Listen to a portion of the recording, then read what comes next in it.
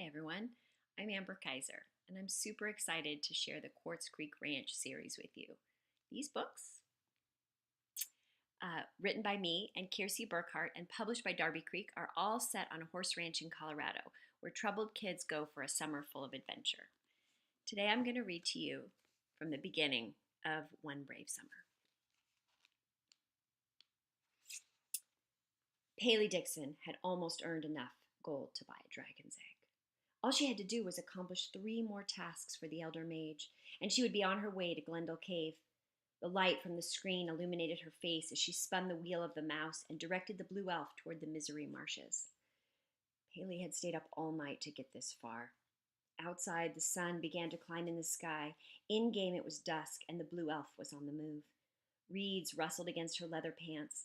Gold coins in the pouch at her thigh rattled. On the other side of Paley's door, she heard steps. Her mother, no doubt, pausing to fret at Paley's door before moving on to wake up Paley's 9-year-old brother in the next room. Paley reached for her headphones without taking her eyes from the screen to block out the loud noise her brother would soon be making. This part of the game was tricky. There were fire snakes. The elder mage, a tall, copper-skinned man with a hooked nose and a mane of silver hair, held out a piece of parchment. The blue elf took it in her slender, dark fingers and read the message. Retrieve 12 hairs from the tail of a golden fox. The elf bowed. Her blue hair fell like a waterfall. She swept it back and turned away from the mage and toward Paley. The graphics were so real that Paley thought she caught the blue elf wink at her, one sky-blue eye in a face as dark as night. Paley winked back as if the blue elf were her own reflection, even though her own eyes and skin were brown and her real-life ears were definitely not pointy. Then the blue elf was off again, muscles rippling as she raced across the Misery Marshes. Paley reached for a bag of chips. Empty. She balled the foil and tossed it on the floor.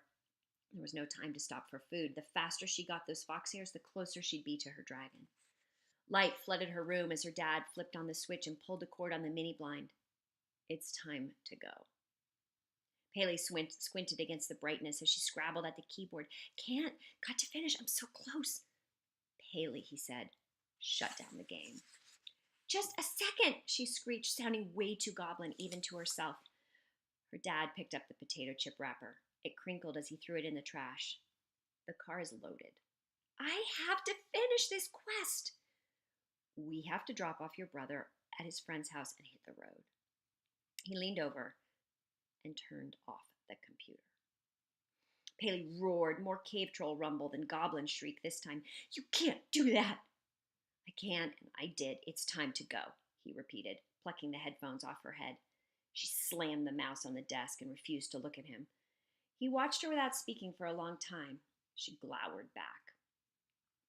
You agreed to this. Only because it was better than stupid basketball camp. Her dad's eyes narrowed and his nose pinched together like he'd stumbled into a stench pit in the Misery Marshes.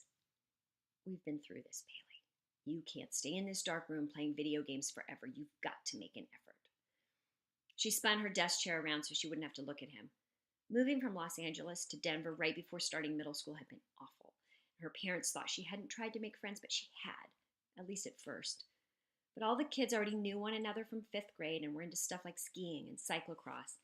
It didn't help that she was one of the only black kids at school. The blue elf had better things to do than suck up to a bunch of obnoxious brats, and it wasn't like she expected 7th grade to be any better.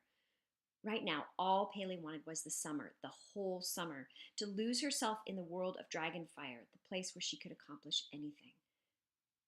Hey, you two! Paley's mom leaned into the room, her smile as forced as her cheery tone. Horses are waiting. Maybe you should go to camp then, Paley muttered.